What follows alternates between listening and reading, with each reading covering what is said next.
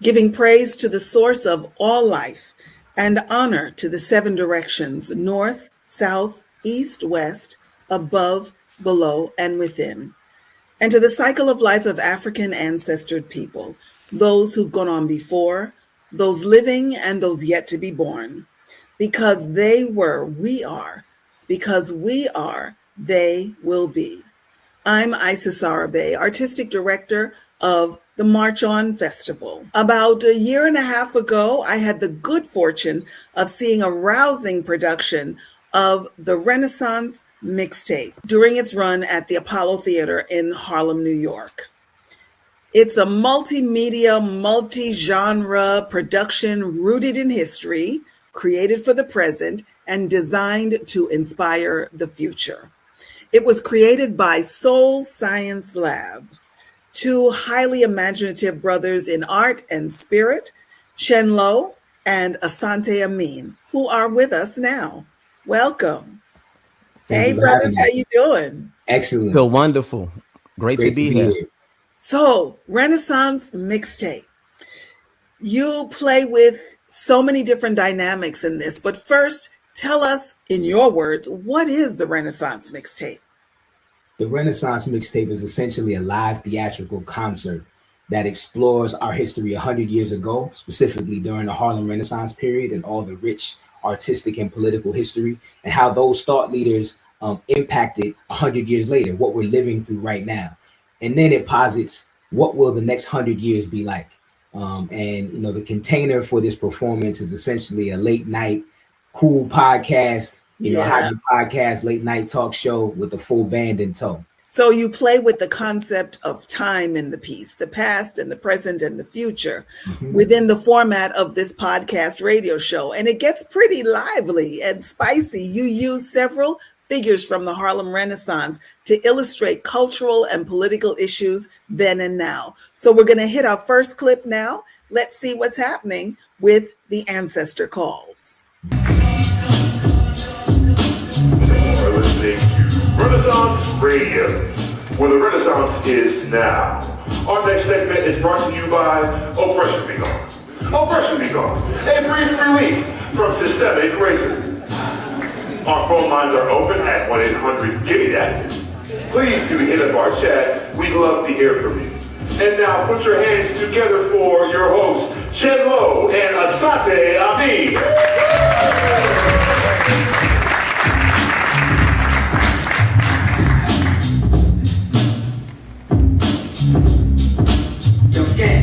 That Big Brother, as always, was a masterpiece. You're one of the best to ever do it. It actually feel like a time travel when we do that joint. But yo, we're talking about Renaissance on Renaissance Radio. The first caller we got is Lock the New Negro, calling from the Chocolate City. Yo, caller, please turn down your radio. You're on the app. Yes, gentlemen, it's me, Mr. New Negro, moving himself a name up. Yo, my man said, Negro, this whole set. Don't worry about it, young man. We're here now. Anyway, I heard the line in that song earlier about white folk loving us if they love our art. It sounded a bit condescending. It is true. I believe the Negro can find redemption in the United States through art. Our art is beautiful and reflects our beauty.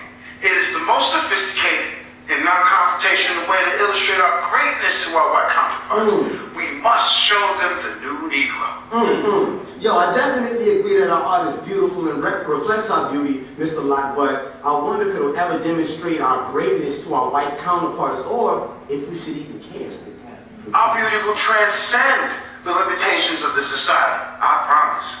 The excellence of our art will open up hearts and minds. That's a noble idea, but historically, has excellence ever meant acceptance for us? Let's keep this conversation going and bring in our next call. True indeed. So right now, we're going to go to the voice elite mindset to get it started. Man, this fan page just kind of got it down.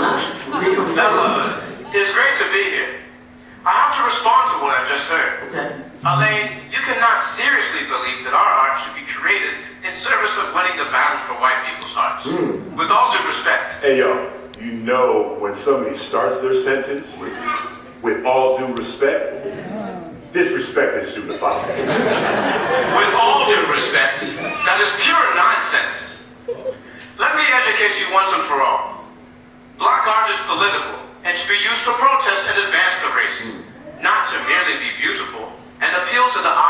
hearts of white folks.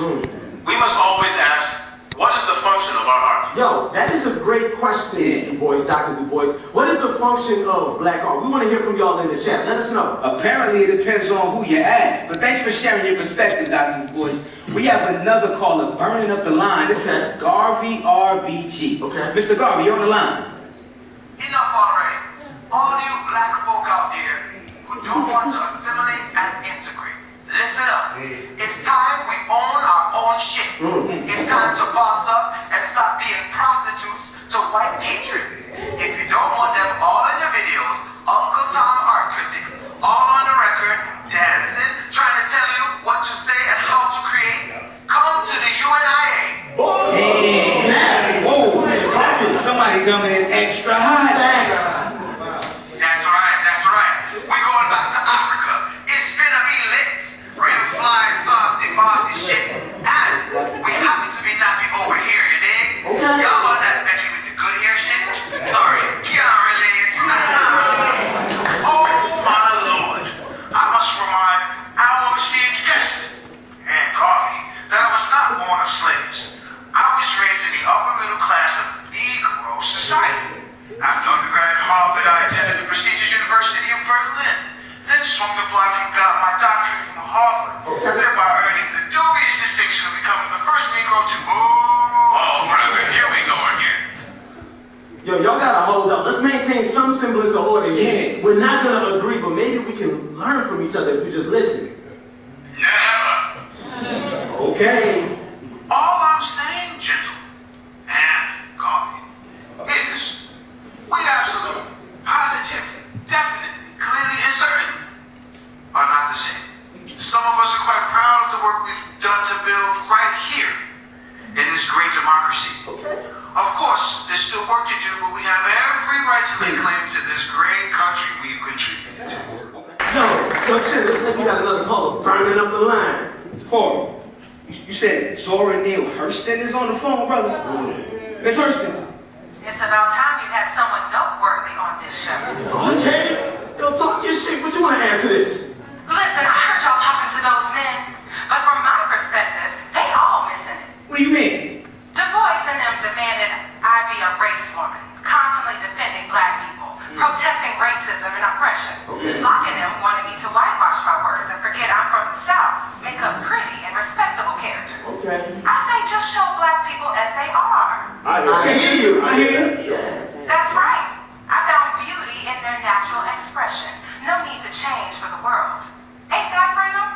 Miss Hurston, I can't disagree. Sweetheart, how are you going to talk about black people and the new Negro and not talk about Booker T. Washington?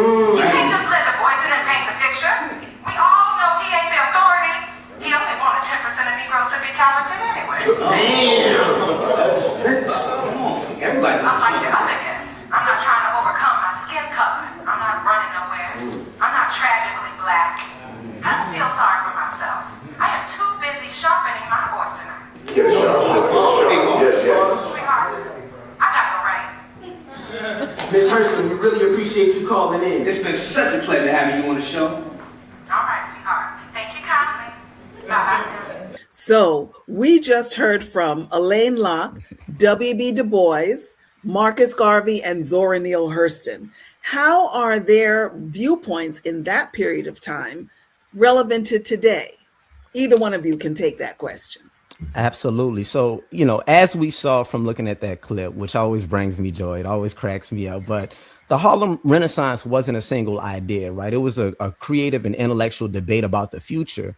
And one of the reasons we wanted to highlight Elaine Locke, W.E.B. Du Bois, Marcus Garvey, Zora Neale Hurston, is because they defined in very articulate, loud, vivid ways kind of the sentiment of the day of that particular time in the 1920s, asking very important questions.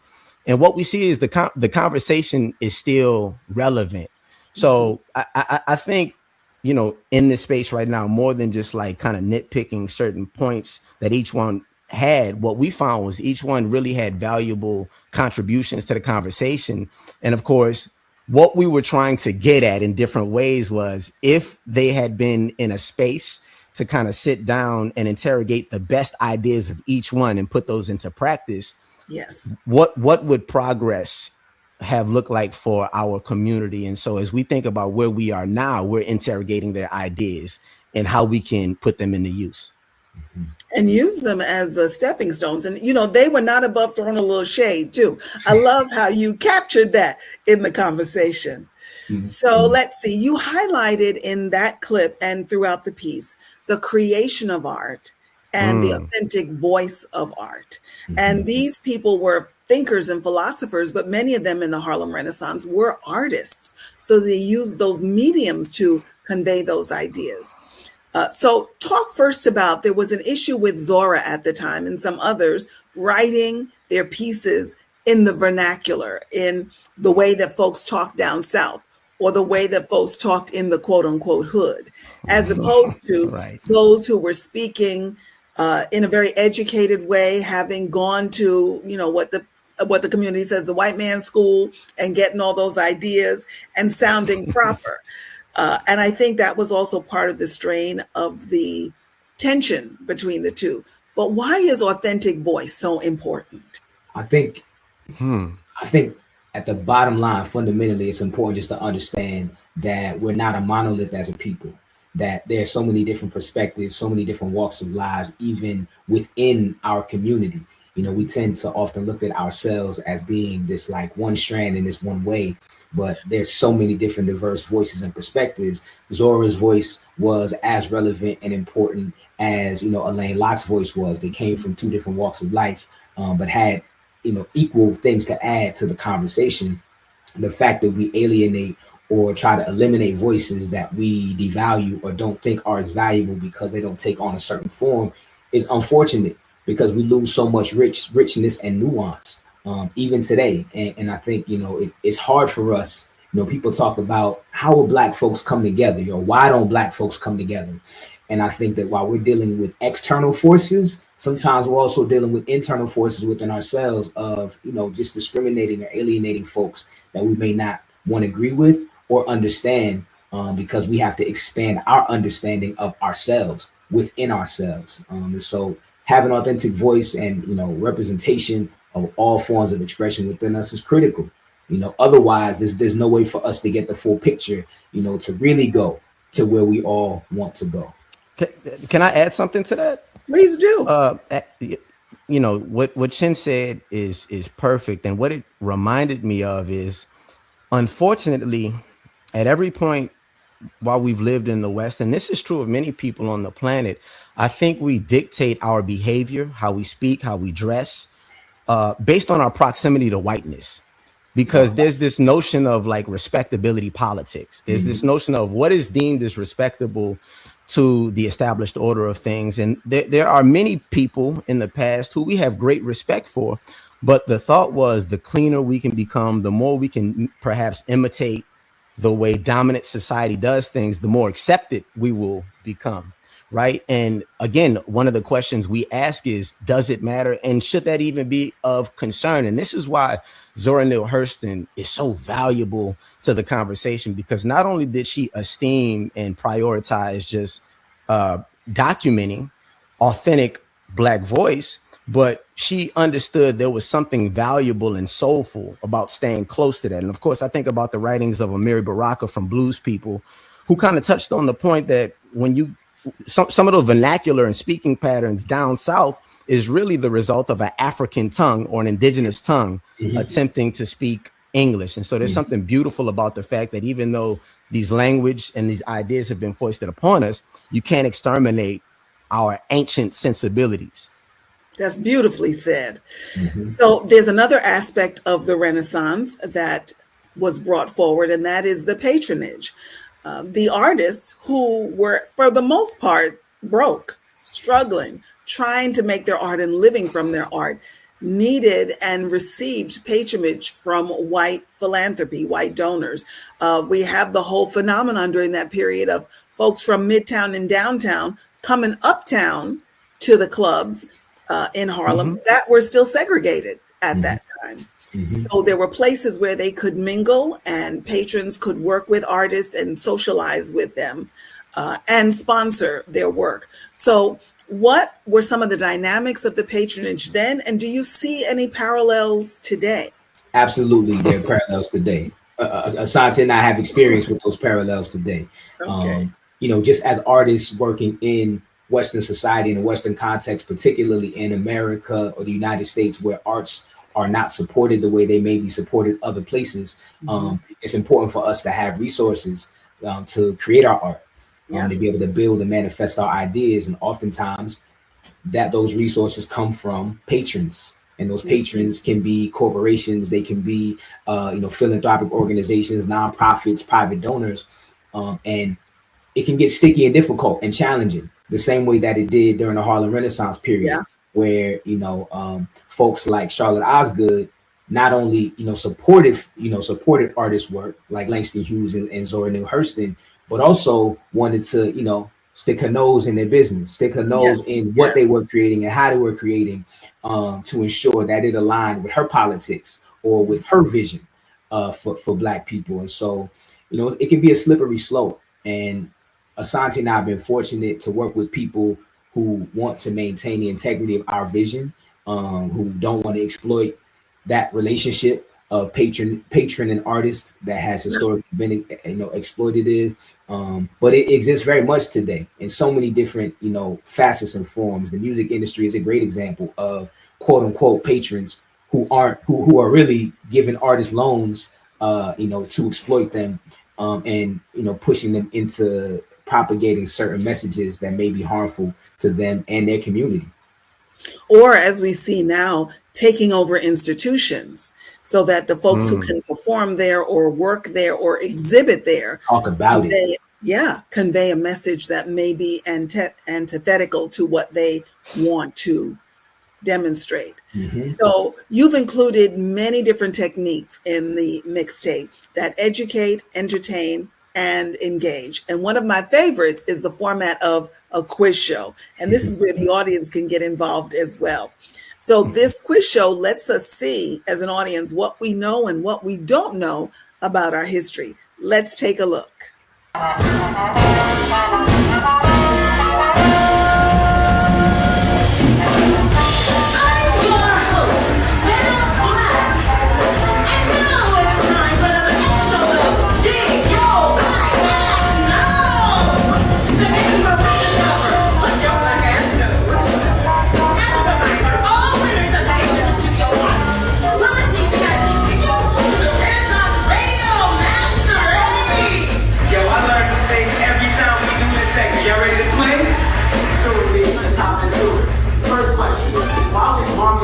Deported from the United States in 1927. Was it A, he conspired with the Ku Klux Klan to create Wakanda? Or was it B, for killing former UNIA officer some other Kofi? Or could it have been C, Du Bois and Locke wrote a letter to the government claiming he was a violent threat to the Black race? Or was it D, he was convicted of mail fraud? You have 5 seconds to tabulate your answers.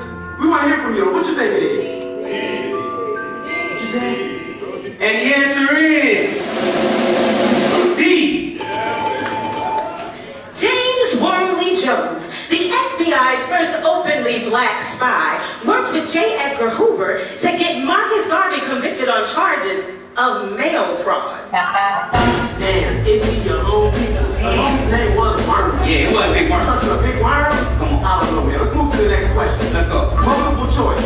During the Harlem Renaissance, what did the term ghost reader refer to? Was it A, a famous jazz group that played at the Cotton Club? Or was it B, a book publisher that specialized in mysteries of Black history? Or maybe C, a top secret book club dedicated to the Harlem Renaissance? Might have been D, someone who just sneaks in the libraries to read books on the low. You have 5 seconds to tabulate your answers. What y'all think? And the answer is C. The FBI employed what they called ghost readers to look for anti-American sentiments in Renaissance literature. That's crazy. That's why. Oh, here goes the last question. For all the martyrs. That's right. True or false? The Harlem Renaissance was funded exclusively by and for Black people. Let's hear from the audience. What do you think? And the answer is false.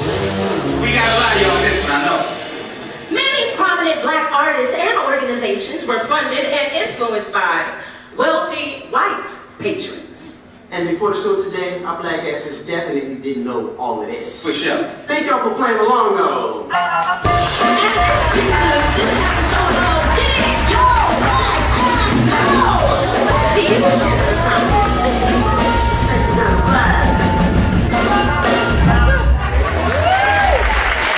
All right, I love that clip with its very spicy title.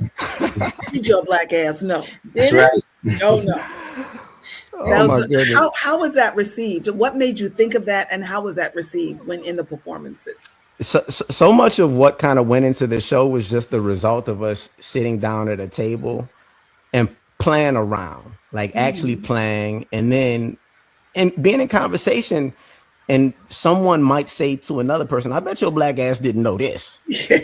And as we would all erupt in laughter, we said, well, yo, we should put that into the show, because Chen and I and our friends, our conversations are usually so spirited and so spicy in real time, but we're like, nah, we can't say that. So we gave ourselves permission to create around the things that we were kind of discovering in the moment. And I think just going back to the notion of a mixtape, right? Like, instead of necessarily just sampling songs or audio palettes, we gave ourselves the freedom to sample ideas, poetry, politics, game shows, anything in terms of media expression that would lend to this feeling like a full sensory mixtape. And also we use this as a device not only to educate but to engage the audience. We didn't want the show to just feel like something that people come and watch, they sit there and we're just talking at them. We wanted to do that. We wanted to keep it black, we wanted to keep it hip-hop, we wanted to keep it African, so that there was call and response and it was very engaging. And as well, the questions become vehicles to kind of like move the story, the storyline along, because all of the questions we ask are related to things that happen in the show or places we want to go. And again, as it happened, it just became like this fun, really dope thing that we were excited about. I want to add just one thing to what Asante is saying, and we're both grateful. I know I'm deeply grateful for our experience as educators. So both of us came to New York from other places. I came from Pittsburgh, he came from New Orleans, but we both were educators in New York City, which is one of the most challenging spaces, to be an educator in. But we cut our teeth here, and we learn how to engage young people in meaningful, spirited, substantive conversation using art, using history, using multimedia. And I think that experience translates directly into the way that we build things for audiences, because ultimately the end user for us is everyone. Yes, is intergenerational, but it really is young people. So if we're able to translate these historical concepts and bring these people to life, and have young people thinking about these ideas based on the way that we present it, that represents success for us. And so we put everything on the wall: the music, the visuals, the podcast, the calls, all these different things to engage young people in the conversation. And I think that the more that we continue to build, the more I see us pulling on the expertise that we've honed as educators and really wanting to connect with young people. Well, it certainly works for the young at heart too, because everybody gets to learn, and we get to take in the information in the ways that are so common now, electronically, and with humor and with music and with talk. So another aspect of the piece is migration. Talk to me about why you included that and what that means for that piece. Definitely. Asante and I are both great-grandchildren of the Great Migration. My folks came from Mississippi, met in New Orleans, ended up in Chicago, and ultimately in Pittsburgh, where my parents are from. And Asante has a similar family story. And so, we wouldn't even have connected without the Great Migration that took place in the United States, beginning, in the 1920s, even a little before, and going all the way up to the 70s. Or early 80s, some folks say. And so, we're a direct product of that. And the more we interrogated our own personal stories, the more we began to see just how expansive migration stories are in the African diaspora and how impactful they've been on the world. People leaving where they've come from to go to other places for various reasons. There are all kinds of reasons that push and pull people But seeing the way that the places that they land are impacted, and how much beauty, brilliance, and phenomenal things manifest from those travels that happen. And so we said migration is a core part of our experience, literally, the two of us, but a core part of, I think, an African diaspora experience across the planet. Mm-hmm. Yeah, and just to add to that, I think Richard Wright's poem comes to mind. The warmth of other suns, which was a very important text. We also delved into for this piece, but the notion of planting your seed, planting your essence in alien soil in order to bloom and feel the warmth of other suns. I think our people have been in pursuit of the promised land for a long time, and we can never be scared to migrate, even if it's just psychologically, even if it's just spiritually and culturally. There's always benefit to migrating when you're in search of pieces of yourself. And historically speaking, the Harlem Renaissance would not have been possible without the Great Migration, with so many different influences of different strains of Black thought incubating in one place or at one time. So I think migration is one of those things. We've been doing it since the dawn of time, and we shouldn't be scared to further embrace it. Yeah, since the dawn of time is correct. I saw something recently on Instagram about how the San people in Southern Africa, who have the very Asian eyes, with the fold and the high cheekbones, migrated 100,000 years ago to what is now Asia and China. And that's how that got there. And then when we talk about migration, I'm a first generation American of parents who came from what was then British Guyana in the 1940s. And people from the Caribbean came here right after World War II and went to England and Europe. They went to the colonizer countries. Right. Hearing so much about them and learning about them in schools in their own homes, they came to what was then the promised land. Right. So this phenomenon of us being on the move is very powerful. Let's take a look at the entire cast of Renaissance Mixtape in Migration. For my freedom, said I hope I find it. And then it's like you remember there was no blueprint at the time for what they were trying to do, right? Leaving what I know, the police right behind. I mean, it was all an experimented thought, art, and action. Looking for my freedom, said I hope I find. Might have been the first time in history that happened. Sharecroppers going up north to create their own lives. Earn this opportunity up north. Earn this opportunity up north. Only one way to know. Let's go.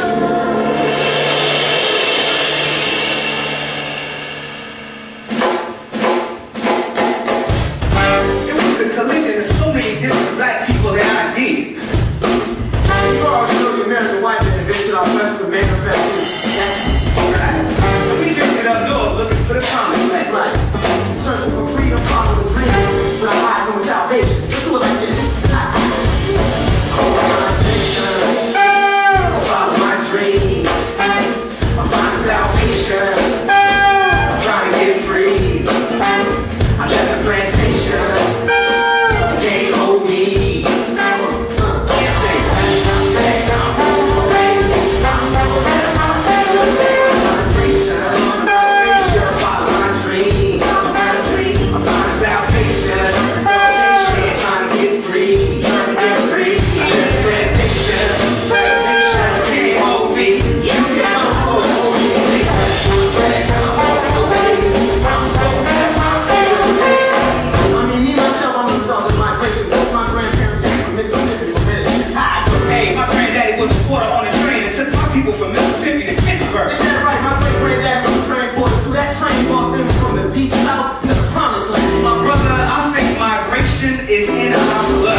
Love that. Thank you so much. I love that piece. So let's talk about the two of you working together. What brought you together as collaborators, and what are the key elements of your working relationship together? What keeps you all vibing and staying cool with each other and sharing ideas? Lovely question. Every time we hear it, we have a different answer that kind of just delves into the history. But I often think about Sankofa. the concept of Sankofa, and we talk about this a lot, but it's an African concept. It's a West African concept from the Ashanti people, which means it is not shameful to go back and get what you lost so that you can continue going forward. And when I came to New York, I had a band called first Graffiti Hieroglyphics and then Sankofa Souls. Right. And then I was doing things around Brooklyn with Sankofa Souls. And then Chen, when I met him, I remember he had a Sankofa tattoo on his hand. And it wasn't just common to meet people with Sankofa tattoos. So it was kind of like one of those things where you look at somebody and like, it's like, oh, you know what that is? So you dig? Like, so that kind of became the basis of our aesthetic and our foundation, just respecting the past, being immersed in the past, understanding it's a guidepost and a compass to the future, and just having great respect for the high art of our ancestral traditions. And so I'll kind of pass it to him in terms of like the actual story of how the universe, corralled us in. Yeah, I mean, both of us came from different places. Asante came from New Orleans. I came from Pittsburgh. We ended up in Brooklyn during another Brooklyn Renaissance, or another Renaissance period here in New York. And we ended up just on both the artistic music scene as well as the arts education scene together. And our paths crossed multiple times. People who were around us said the two of you need to connect. And ultimately, we end up performing together and then living together as the universe would have it. Both of our situations brought us together. So we shared a residence and a household where soul science was really born. And that really helped us understand both of our strengths, what we could bring to the table, especially in hip hop. You have the producer, you have the MC, and it isn't all the time that those two share the same frequency on the level that Asante and I do, just as he described us both having a reverence for history, our people, and high art. And the rest is history. We did our first piece, Soundtrack 63 with 651 Arts, blessings to them. And here we are now. Which I saw at the Brooklyn Natural History Museum. Exactly. You sure did. Exactly. You sure did. And I saw the evolution too, because we hardly saw your face in that one, Asante. You were conducting the orchestra mostly. That's right. That's correct. So in the initial iteration of Soundtrack 63, I wasn't even playing an instrument. I was just merely conducting, because it was a close to 20-piece orchestra. Yeah. Right. And so in the iteration at the Natural Museum of History, I was actually playing. But we wanted to do something different with this show. I'm a lyricist as well. I'm a writer as well. And so we wanted an opportunity to kind of highlight the full strength of our talents in the Renaissance Mixtape. And so that's kind of what we chose to do. So tell us a bit about the production process. When did this idea germinate? How did it come along? And when did the Apollo get involved? The Apollo was involved from the beginning, really. The Apollo came to us with a commission based on their New Works initiative, and they wanted to celebrate the Harlem Renaissance, along with introduce new artists to their expansive creative community. They came to us with a prompt about celebrating the Harlem Renaissance, the centennial, and it was up to us to figure out how to actually make that happen. And so Asante and I went into the shed the way that we do, and came up with our first iteration as we started tinkering of the Renaissance Mixtape. And the Apollo loved the direction. They continued to help us shape it. They invested in it. They connected us with our director, Awoye Tempo. And here we are now with the finished product. But that was the initial, the initial kind of connection. The Apollo giving us the prompt and us coming together to say, this is where we want to take this idea. So between the prompt and the run at the Apollo, how much time passed? Oh my goodness. The original kind of conversation, I remember it happened in Brooklyn, maybe 2018, 2019. Okay. That's when the conversation arose with Camilla Forbes. And then from there, again, I think the initial spark for Chen and I, because you have to find a thread. You can have a good idea, but it's like, what are we trying to say? Right. What artistically are we contributing? We don't want to just rehash. We didn't merely want to do a timeline. Soundtrack 63 is amazing. We love it. But that was merely us kind of following a timeline and telling history. And we're like, what can we say about the moment that hasn't been said artistically? And one of the things Camilla said to us was, we spent a lot of time in the past highlighting the Harlem Renaissance, but who are those luminaries of now who are going to shape thought, who are going to capitulate, visionary ideas into the minds of our people? And again, we appreciate the Apollo because they turned to us and said, we think you all are a part of that vanguard of voices. But one of the things that Chen and I immediately kind of like clasped onto and was like, oh, something is here, is we said, what would Zora Neale Hurston do if she had a Twitter? What would her tweets look like? If Marcus Garvey had a YouTube channel, how would he be getting busy? How would these luminaries who did so much with what seems like so little compared to what we have now, how would they get busy with contemporary modalities of technology, and what kind of changes could they make? So that was kind of the genesis of our conversation of thinking about what would the ancestors do with contemporary technology, what would they say about now, and then what kind of vision or artistic creations would they put into the world that would shape the next 100 years of Black life and Black thought on the planet. So we've only focused on Act 1 of Renaissance Mixtape. Give us a little bit of, when you speak about technology, it really comes to the fore even more in Act 2. So just give us a little bit about what that's about, and we'll go from there. Yeah, Act 2, it explores the future, and it also explores exploitation by way of technology. It delves into AI, and we actually were having an AI conversation and its interaction and intersection with music before this kind of explosion and dawn of AI that we see right now. We were having this conversation because we saw where it could potentially go, and we raise these questions in the piece around that. But also we talk about Black futures, and we really delve into helping just kind of facilitate thought and brainstorming around Black folks positing what our future could and should look like. So what's next for the production?